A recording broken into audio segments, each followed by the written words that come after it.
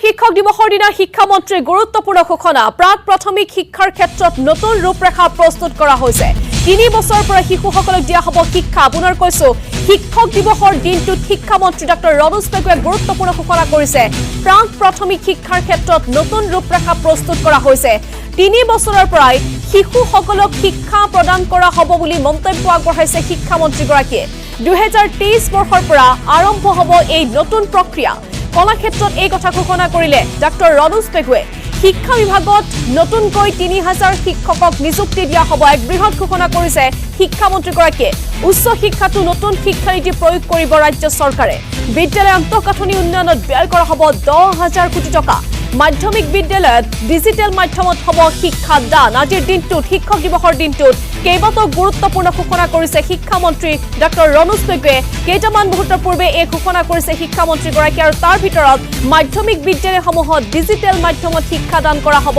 লগতে ৩০০০ শিক্ষকক নতুনকৈ নিযুক্তি দিয়া হ'ব লগতে প্ৰাক প্ৰাথমিক শিক্ষাৰ ক্ষেত্ৰত নতুন ৰূপৰেখা প্ৰস্তুত কৰা হৈছে আৰু সেয়া হৈছে যে ৩ বছৰৰ পৰা এতিয়াৰ পৰা শিশুসকলক শিক্ষা দিয়া হ'ব আৰু ২০২৩ বৰ্ষৰ পৰাই আৰম্ভ হ'ব এই নতুন প্ৰক্ৰিয়া আৰু কলাক্ষেত্ৰত যি শিক্ষক দিৱস সংগতি ৰাখি যি অনুষ্ঠানৰ আয়োজন কৰা হৈছে সেই